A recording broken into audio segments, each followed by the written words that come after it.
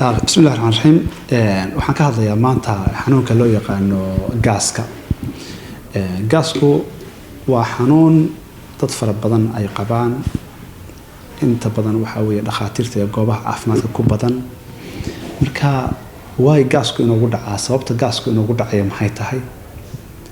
waa su'aal muhiim ah weeye su'aashaas waayo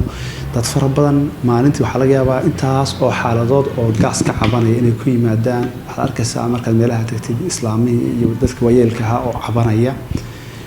marka gaaskan muxuu yahay horta aan tilmaanay sumadiisu waxa weeye waa xanuunkaas qofku uu dareemayo laabjeex wuxuu dareemayaa dibiro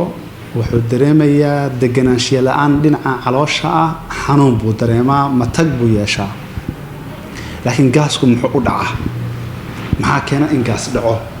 oo qofku uu gaas yeesho waxyaalaha markaa keena in gaas uu yeesho qofku waxaa ka mid ah aynu kala qaybin karnaa wax cuntada la xiriira qofkii ayaa wuxuu isticmaalaa waxyaalo cuntooyin dhibaya calooshiisa waxaa laga yaabaa inuu xasaasiyad ku qabo mindhicirkiisu xasaasiyad ku qabo waxyaalo gaara waxaa laga yaabaa calooshiisu inay dhibsanayso cuntooyin gaara sida waxyaalaha dufanka faraha badan leh saliidda faraha badan leh waxyaalaha shiilshiilan basbaaska iyo wixii la mid ah waxaa kaloo dhici karta in qofkan uu isticmaalayo daawooyinkaas oo calooshiisa dhaawacayo boog u yeelaya isla markaana waxa weeye xordaya halkaasna marka uu gaasku ka dhalanayo markuu cuntadii cuno ay calooshii nabarkii ay cuntadii taabato ama acid taabato caloosh soo deenaysay marka ay dhacdo in waxa weeye uu kaar dareemo calaamadahan dareemo waxa kale iyaduna dhacdo oo badan stress in welwel iyo dhibaato iyo buuq ku furan maskaxda qofkan ku furan uu gaaskan keenayo waxa kale dhici karta in xanuun ama bacteria ay keento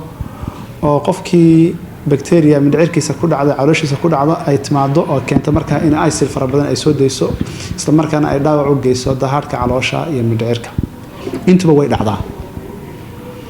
waaye marka qaabkeeba markaa ugu yaraan looga baaqsan karaa xanuunkan in uusan dhicin ama loo yareyn karaa waxaan isleeyahay oo in badanna anfacday talooyin aan siiyey dadka bukaanadayda ah ee yimaada ayaan jecelahay inaan la wadaago bulshaweynta waxaa ka mid ah qofku inuu cuntadiisa nooca ku habboon calooshiisa uu doorto waayo waad nooshahay in badan baad xanuunkan arkaysay wax badan baad la soo dhaqantay cuntadeebaa ku anfacda teebaa ku dhibta ta ku dhibtana iska dah ta waxa weeye ku anfacaysa ee aan waxba ku yeelahayna isticmaal adigu isbaro isdiraasee macanjaladaa ku dhibta ma bariiskaa ku dhiba ma baastadaa ku dhibta ma wax basbaas kale baa ku dhiba waxa ku dhiba ka fogow taasi waa qaanuun waxaa kaloo iyaduna muhiim ah cuntooyinka had iyo goor dhibaatada kiciya waxaa ka mid ah waxyaalaha saliidda faraha badan leh waxyaalaha la shiilo burarkan iyo waxaan la shiilayo waxaa fiican wax la kariyey oo si qumaatiya loo kariyey oo aysan saliiddu ku badnayn oo macquula qofku inuu isticmaalo waxaan ku talinayaa halkan inaan cuntooyinka naxliga yar ee dhibaatada yar sida waxa weeye ee wadaniga ah sida galeeydeena oo kale waxa weeye digirteena oo kale Allahul musta'an shuuradii oo kale waxyaalaha inaan isticmaalno oo noocsano oo waxa weeye siyaabo kala duwan u karsano oo marka waxa weeye يعني haddii cuntadii hal nooc loo kariyo waxa laga yaabaa qofkii inuu iska soo taago laakiin marba qaab laga dhigo mar galey caadi laga dhigo mar faracad laga dhigo mar waxa weeye soor laga dhigo way macna sameynaysaa marka taasna waa ku talin lahaa in cuntooyinka noocaas la isticmaalo sidoo kale waxaan rabaa inaan sheego qodob aad iyo aad u muhiim oo ah